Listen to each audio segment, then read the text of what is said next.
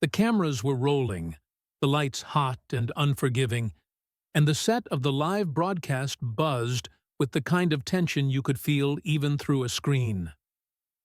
Kellyanne Conway leaned forward in her chair, her jaw tight, her eyes flashing with the familiar defiance of someone who had made a career out of dominating the microphone. For a few seconds, it seemed like a standard exchange, point, counterpoint, political theater at its most routine. And then it happened. Her voice, sharp as glass, split through the air. She didn't just interrupt. She erupted. The words were less an argument than a shout, less persuasion than sheer force of will. Conway screamed, her volume echoing so loudly. The studio microphones clipped, sending a piercing crackle through the broadcast feed. The audience, both in the studio and at home, froze. The moderator blinked, his notes trembling slightly in his hand. A producer in the control room mouthed something inaudible, the kind of stunned reaction you see when history takes a sharp turn off script. For one agonizing heartbeat, silence swallowed the set. You could hear the weight of it, chairs shifting uncomfortably, the faint hum of the studio lights. Kellyanne's words still hung in the air like smoke, bitter and thick, daring anyone to challenge her. And then the camera cut, slowly, deliberately, to Jasmine Crockett. Her posture didn't shift. Her hands remained still on the desk, her face illuminated with an expression that was not anger, not shock, but composure. The kind of composure that feels like power because it refuses to be dragged into chaos. Millions would replay this clip within hours. The scream, the eruption, the sharpness of Conway's fury. It was tailor-made for headlines. But that wasn't what made history. What came next, in the stillness after the storm, was what captured the nation's attention. Because while Conway had chosen volume, Jasmine Crockett was about to choose something far stronger. And in that moment, though no one knew it yet, the balance of the entire exchange was shifting. Her reply, calm, deliberate, unforgettable, was seconds away. The world leaned forward, breath held. What Jasmine said next would not only silence the chaos in that studio, but echo far beyond it, leaving Conway's scream as nothing more than the opening note of her own unraveling. This was not just another television panel. It wasn't filler for the late-night news cycle or background chatter to scroll past while making dinner. This clash unfolded at a time when America's nerves were frayed, when every word spoken on camera carried the potential to ricochet across millions of phones within seconds. The nation was hungry for validation, for answers, for a sign that dignity could still triumph over the circus of politics. And into that hunger stepped two very different figures. On one side, Kellyanne Conway, a household name, a seasoned political veteran, someone who had built her legacy not on persuasion, but on performance. She had made a career out of spinning chaos into narrative, out of turning noise into dominance. To her, volume was not a weakness. It was a weapon. Every scream, every sharp retort, every cutting dismissal was part of her arsenal. In Conway's world, the person who shouted the longest and loudest won by default. On the other side, Jasmine Crockett, newer to the national stage, but no stranger to pressure. A congresswoman from Texas, a lawyer by training, and a fighter by necessity. Unlike Conway, Crockett didn't chase the camera. It chased her. She carried herself with a steady poise, a way of speaking that felt less like theater and more like truth.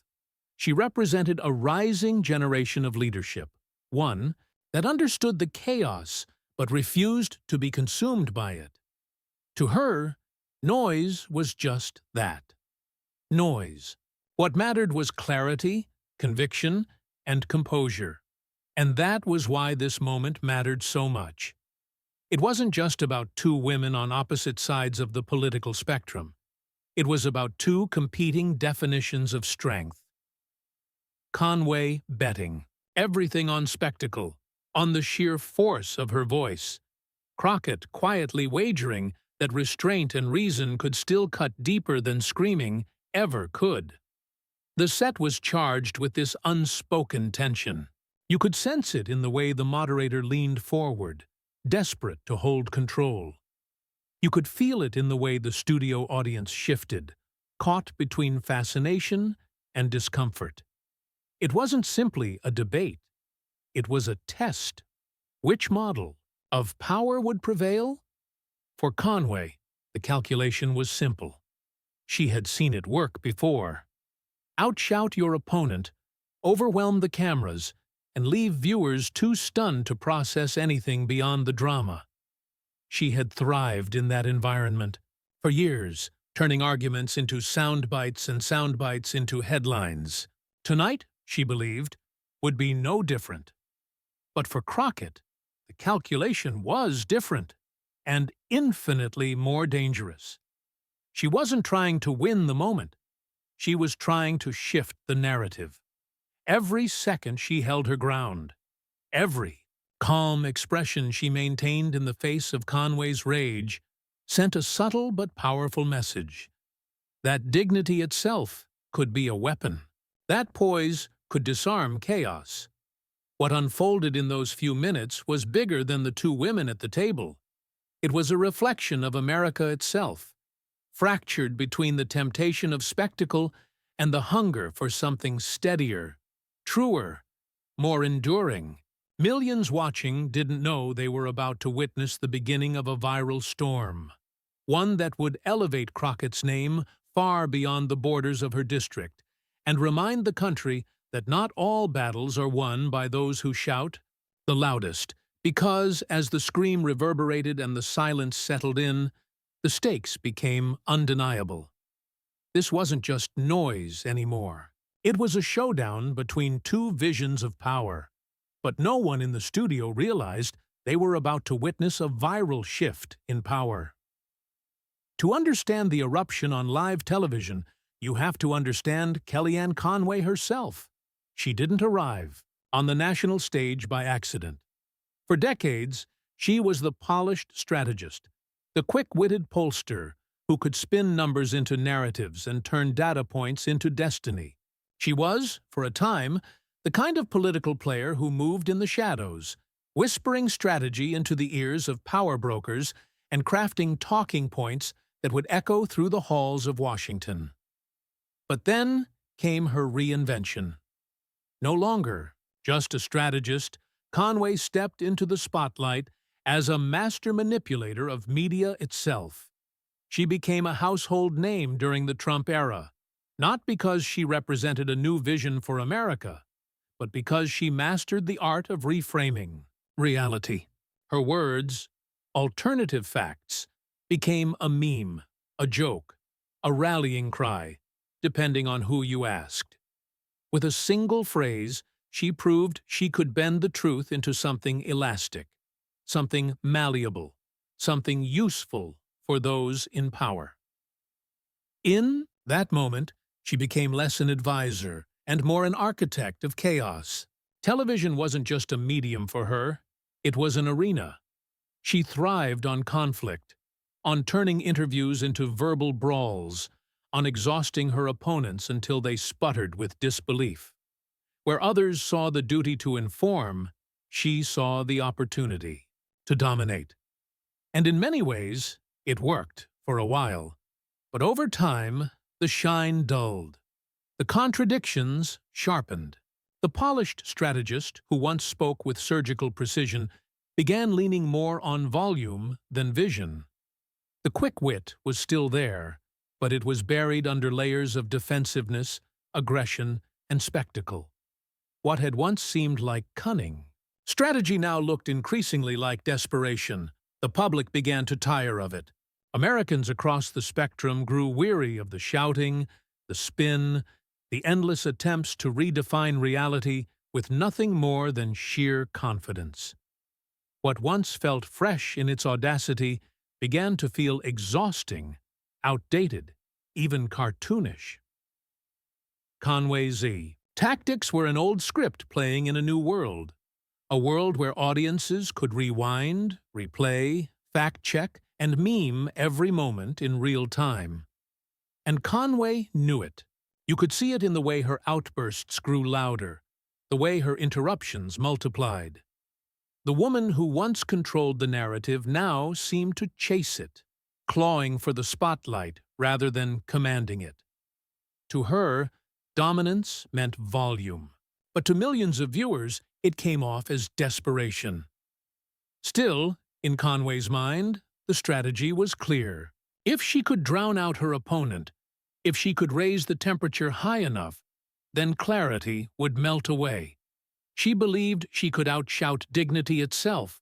That noise would always eclipse nuance. But there was a fatal flaw in that calculation. Because while noise might dominate for a moment, it cannot endure. And in an era where viewers are craving authenticity, her tactics risked backfiring. What once made her formidable now risked making her irrelevant. That was the tension playing out behind the scream. It wasn't just anger. It was the performance of a woman whose old tricks were losing their magic, who felt the ground shifting beneath her and tried to stop it the only way she knew how. Louder, harsher, more desperate. And that's why this particular clash mattered so much. Kellyanne Conway wasn't just fighting Jasmine Crockett. She was fighting time, fighting relevance, fighting a country that was slowly but surely growing immune to her brand of political theater. She didn't know it yet, but the very moment she thought she was seizing control, she was writing her own downfall. Because there is a difference between commanding attention and begging for it. And on that night, America could see the difference clearly. And then she chose the wrong target. To fully grasp why Jasmine Crockett's calm reply carried so much weight, you have to understand the road she traveled to reach that moment. Unlike Conway, who polished her skills in Washington backrooms and media greenrooms, Crockett's story began in Texas, a place where grit, resilience, and community pride were not optional, but survival tools. Born and raised in the Lone Star State, she wasn't handed a microphone or a ready-made platform. What she was handed was responsibility. Responsibility to her family, to her neighbors, and eventually to the people whose voices were too often ignored. Crockett grew up surrounded by both the promise of opportunity and the stark reality of inequality. She saw firsthand what it meant for communities to be overlooked, for people to be dismissed simply because of their background, their income, or their skin color. That awareness lit a fire. It drove her to study, to push, to carve out a path that wouldn't just elevate her own life, but could help lift others. She pursued law, not as a career choice, but as a calling. While others saw the courtroom as a battleground for winning and losing, Crockett saw it as a place where ordinary people could finally find justice. She became known for taking cases others wouldn't touch, representing clients who couldn't afford slick attorneys, but who deserved someone willing to fight with every ounce of skill and passion she possessed. And fight she did. In those early years, she faced setbacks that would have broken someone less determined. Long hours, small paychecks, clients whose causes looked hopeless on paper. All of it tested her resolve. But it was in those battles that she sharpened her edge. Each case, each cross-examination, each moment standing before a judge taught her something vital. That the truth, delivered firmly and without fear, has its own kind of power. That training ground prepared her for politics long before she ever ran for office. Because politics, like law, is full of people trying to twist narratives, dodge accountability, or drown out inconvenient facts with sheer noise. Crockett had already seen that playbook, and she had already learned how to counter it. Her leap into politics wasn't the story of an ambitious climber hungry for the spotlight. It was the story of a woman pushed forward by necessity. Communities that looked like hers, families that lived like hers, needed someone unafraid to confront injustice, whether it came from a landlord exploiting tenants or from policymakers writing laws that punish the vulnerable. When she entered the Texas House of Representatives, she did so with the same fearless energy she had brought to the courtroom. And when she later ascended to Congress, she carried that energy with her, unapologetically. What set her apart wasn't just her knowledge or her skill. It was her refusal to flinch. In hearing after hearing, Crockett developed a reputation for cutting through evasions, for asking the sharp questions others avoided, for holding the powerful accountable with precision and poise. Clips of her exchanges with witnesses began, circulating online, not because she was loud, but because she was unrelentingly clear. Viewers saw in her something rare, a politician who didn't need theatrics to command attention. But make no mistake, her journey wasn't smooth. She faced criticism, coded attacks, and the weight of expectations placed on women of color in politics. She had to navigate a system designed to rattle, dismiss, and sideline her. Yet every time, she came back sharper, steadier, more composed. Each attempt to discredit her only added to her credibility. Each barrier placed in her way only reinforced her resilience. By the time she sat across from Kellyanne Conway in that studio, Crockett carried not just her own story, but the weight of all those moments, every courtroom battle, every fight for a client who had no one else, every political skirmish where she had been underestimated and then proven impossible to ignore. That's what made the contrast so stark. On one side, a political veteran clinging to noise as her last defense. On the other, a rising leader whose entire career had been built on surviving chaos without ever letting it consume her. Conway's scream wasn't the first outburst Crockett had faced. It was simply the latest. And to Crockett, it wasn't intimidating. It was familiar. That familiarity is what gave her power in that moment. She didn't need to match Conway's volume. She didn't need to roll her eyes or throw her hands in exasperation. All she needed was the discipline, the calm, the clarity that had carried her through every trial before this one. Because the truth is, Crockett's composure that night wasn't an accident. It was the product of years of resilience forged under pressure. It was the strength of someone who had been tested again and again, and who had learned that true authority doesn't come from the loudest voice in the room. It comes from the one that refuses to break. And on that night, everything she had lived through prepared her for the moment Conway exploded. From the very first exchange, the imbalance in style was impossible to miss. Kellyanne Conway lunged into the conversation like a fencer, attacking with wild, relentless thrusts. She interrupted before the moderator could finish questions, raising her voice until it towered over everyone else's. She wasn't answering. She was overwhelming, hoping to rattle her opponent into retreat. But Jasmine Crockett did not retreat. She leaned back ever so slightly, hands folded, posture relaxed. Her tone remained measured, her words clipped with the kind of clarity that cuts deeper than volume ever could. Each time Conway jumped in with another interruption, Crockett waited. Not with exasperation, not with visible irritation, but with an almost surgical patience, as though she knew every second of silence was working in her favor. The tension became palpable. The moderator's eyes darted between them, his attempts at control drowned out by Conway's booming voice.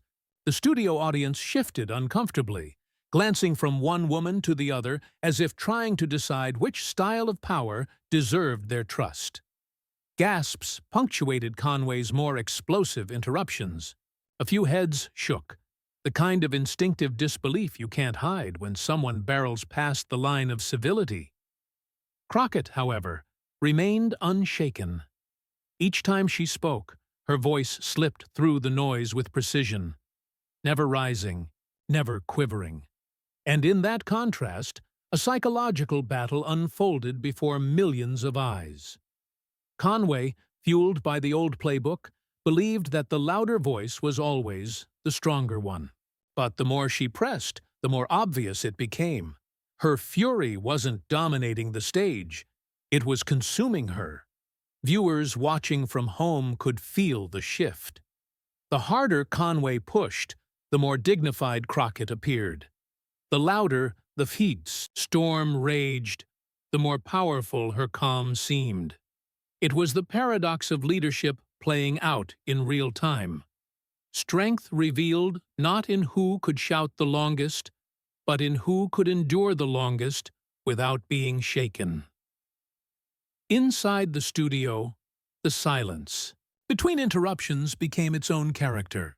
Each pause after Conway's eruptions left the air heavier, as though the audience itself was holding its breath, waiting to see if Crockett would finally crack.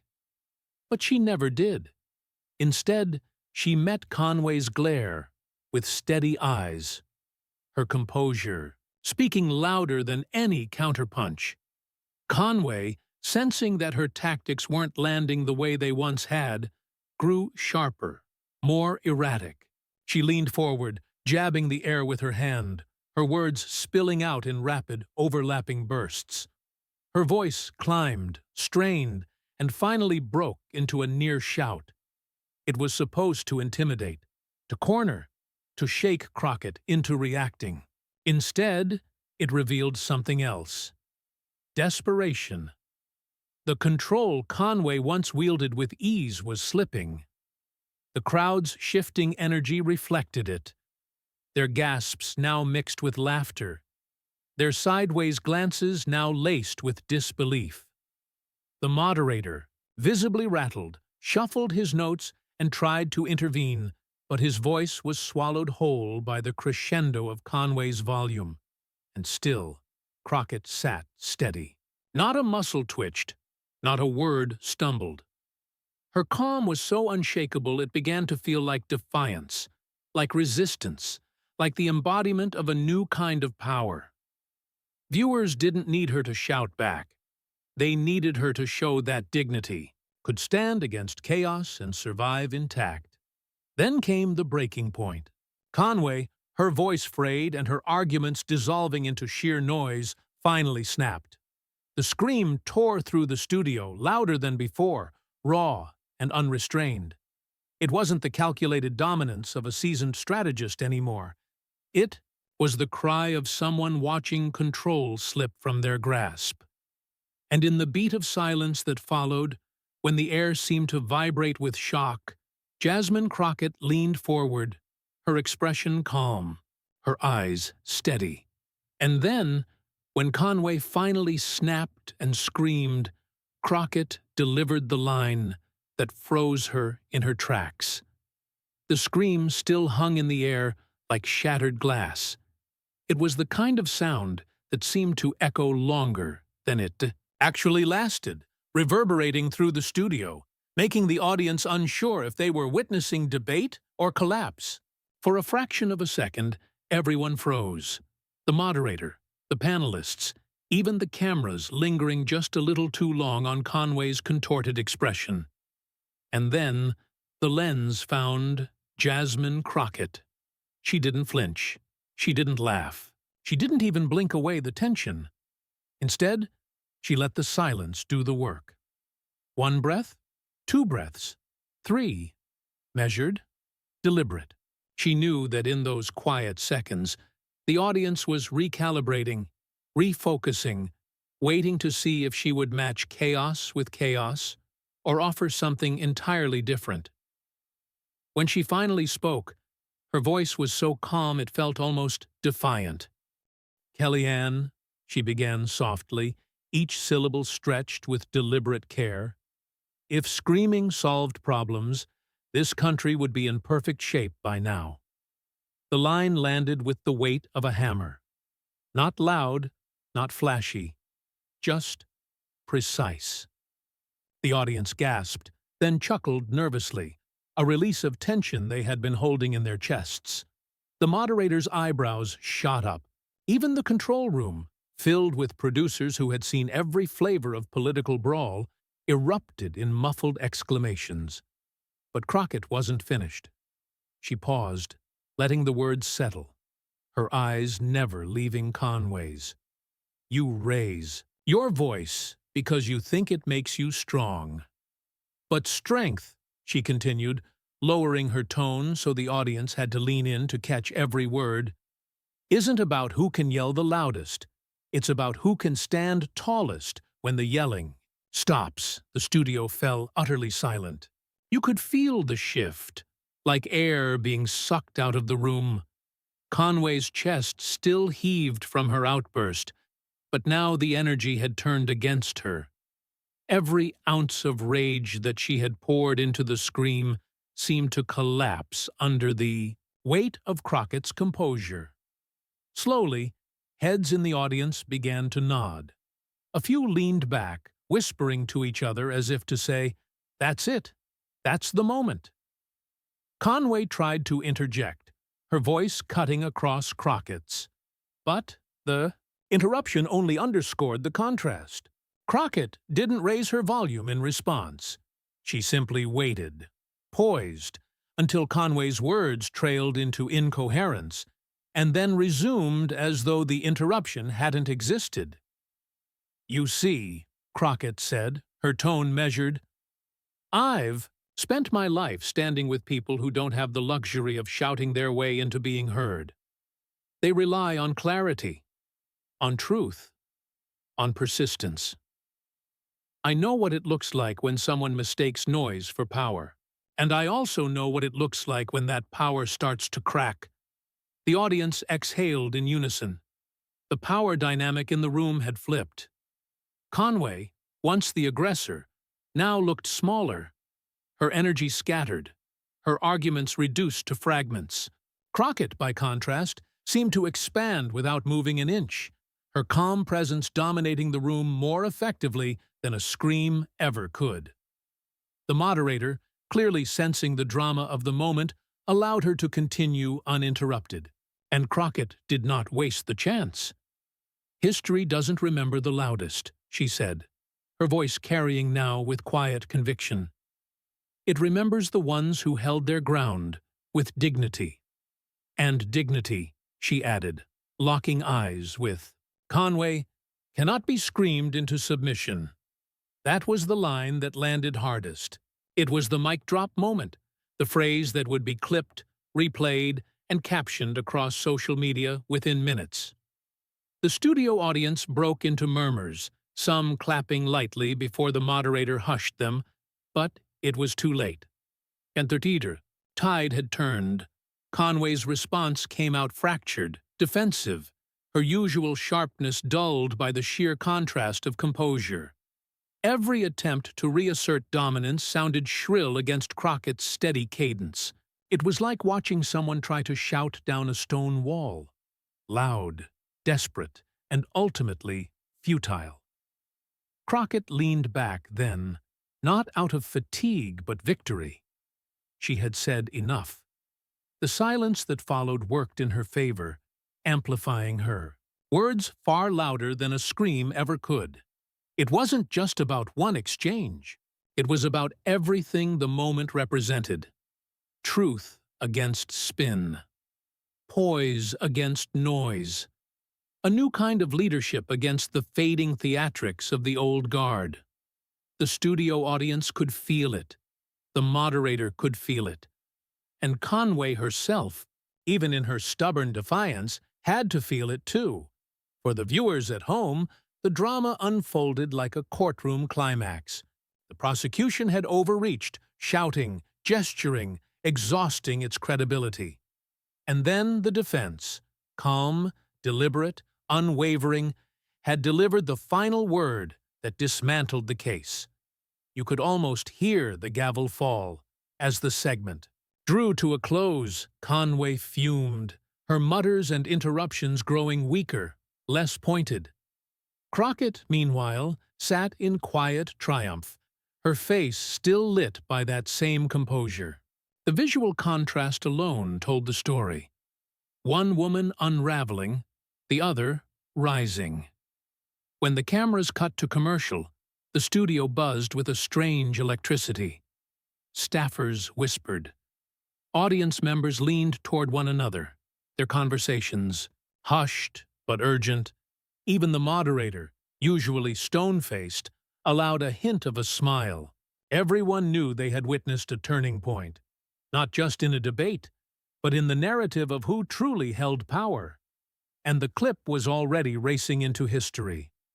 Within minutes of airing, it was snipped, shared, captioned. If screaming solved problems, this country would be in perfect shape. Memes bloomed, hashtags surged. People who had never heard of Jasmine Crockett now knew her name. But inside the studio, all that mattered was the silence that followed her words. The silence of respect, of realization, of a country hungry for something different. Conway had bet on noise. Crockett had bet on dignity. And in real time, America watched as dignity won. But outside the studio, the explosion had only just begun. By the time the credits rolled on that broadcast, the clip was already alive in the wild. What had happened in the studio, a scream, silence, a calm reply, was now a digital storm spreading at the speed of a refresh button. Twitter lit up first, hashtags multiplying like sparks on dry grass.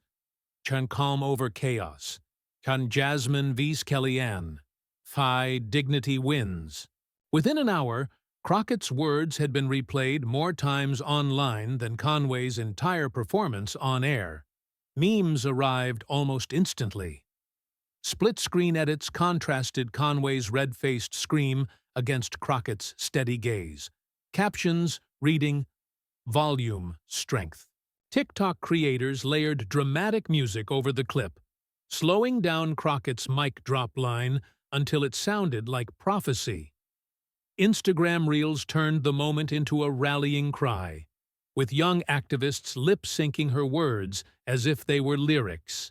For a generation raised on spectacle, the irony was undeniable. It was the absence of spectacle, the restraint, the composure that stole the show. Celebrities chimed in. An award-winning actor tweeted, "Jasmine Crockett just gave a masterclass in how to destroy someone without raising your voice."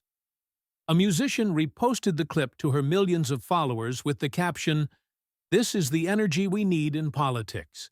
Even late-night comedians, usually quick to poke fun, treated Crockett's line with a kind of reverence, weaving it into monologues as a punchline that doubled as truth. And then came the pundits. Cable news, blogs, podcasts, they all dissected the moment frame by frame. Some analysts praised Crockett's ability to remain composed under fire, calling it a textbook example of how to win an argument without descending into chaos. Others pointed out what it symbolized, a generational shift, a new standard for leadership, proof that audiences were tired of being shouted at and longed to be spoken to. Ordinary Americans added their voices too. Teachers tweeted that they would play Crockett's reply in their classrooms as an example of conflict resolution. Parents posted about showing the clip to their kids, saying, "This is how you handle a bully." Immigrants and first-generation Americans filled comment threads with pride, writing that Crockett's poise made them feel represented in a way that few political figures had before. For Conway, however, the reaction was a nightmare. She had banked on chaos, believing her scream would dominate the conversation. Instead, it was the very thing people mocked.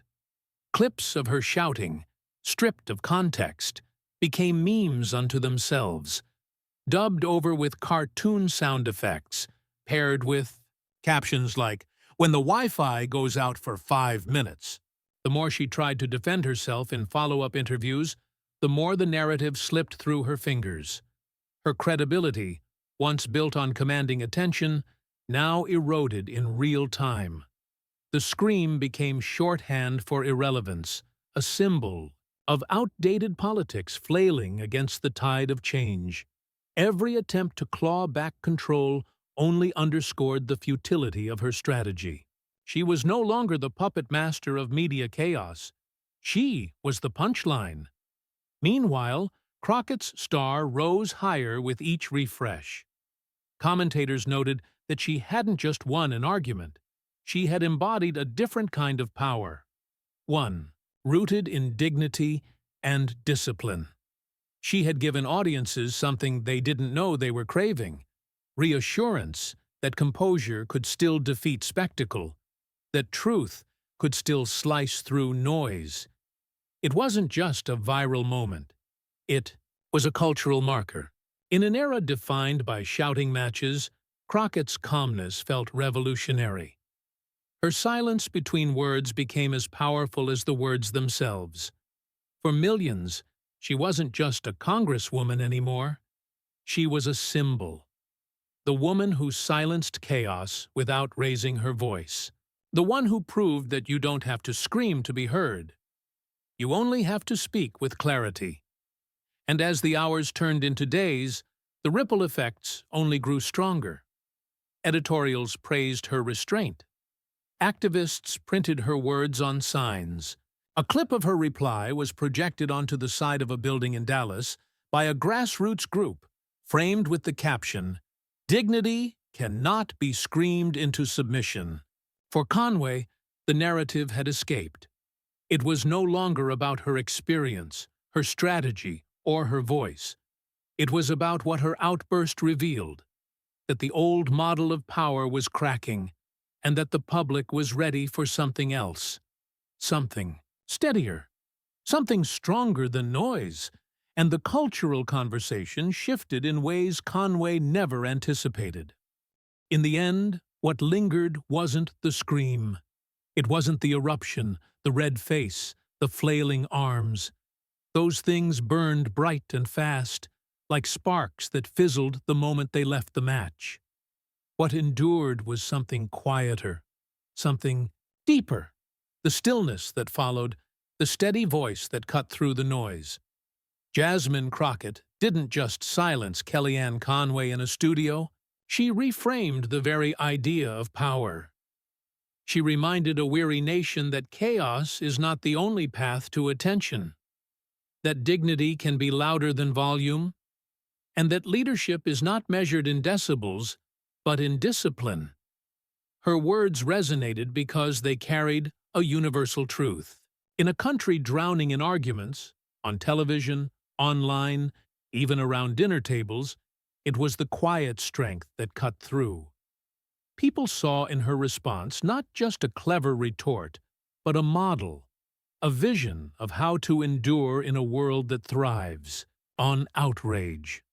She had turned what could have been another forgettable shouting match into a living lesson. That the loudest voice often hides the weakest argument, and that real power belongs to those who refuse to be rattled. The implications stretched far beyond that broadcast. For younger generations, her composure became a blueprint for what leadership could look like. Firm, unflinching, but never frantic. For communities long silenced or dismissed, her reply was validation. You don't need to scream to be heard, and you don't need to match chaos with chaos to claim space. And for the political establishment, her moment was a warning that the era of shouting down opponents might finally be giving way to something different. This was more than one exchange. It was a generational shift captured in a single clip. The old guard, clinging to noise as power, now stood in stark contrast to leaders like Crockett, who embodied a steadier kind of strength. The scream and the reply became symbols, one of desperation, the other of clarity. And that's why the moment went viral, not simply because it was dramatic, but because it offered hope. Hope that politics doesn't have to be reduced to a screaming contest. Hope that integrity can survive the circus. Hope that calm, steady voices can still shape the future. It's rare that a single sentence in a debate captures the moral of an era. But Crockett managed it. She turned the chaos of that night into a universal lesson.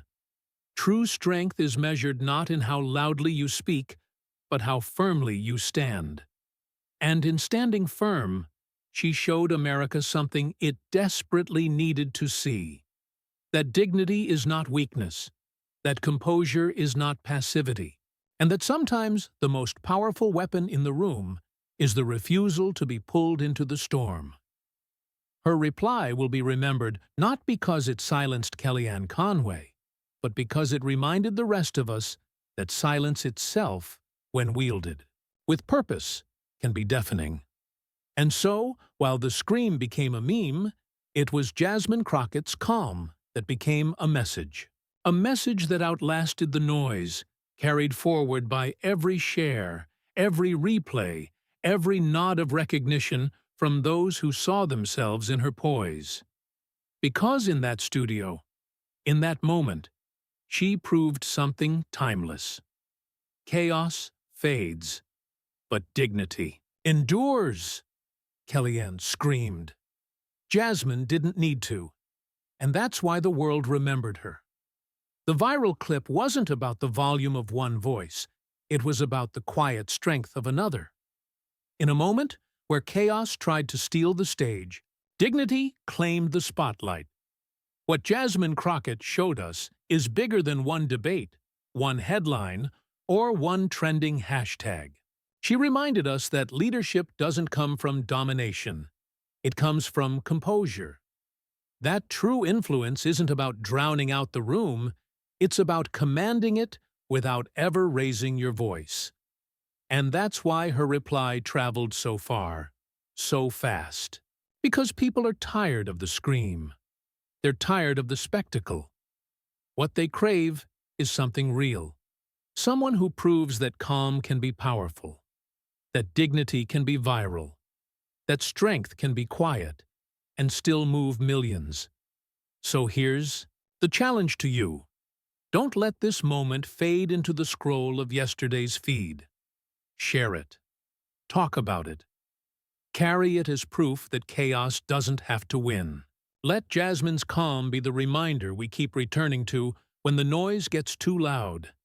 And if you believe in that, if you want more stories where truth outshines bluster, where leaders stand firm instead of screaming louder, make sure you subscribe. Add your voice in the comments. Be part of this movement for truth, dignity, and calm leadership. Because the truth is, every time we choose to amplify voices like Jasmine's, we help shift the culture away from chaos and toward clarity. And that's the legacy of this moment. Because sometimes, the loudest voice isn't the strongest, it's the calmest.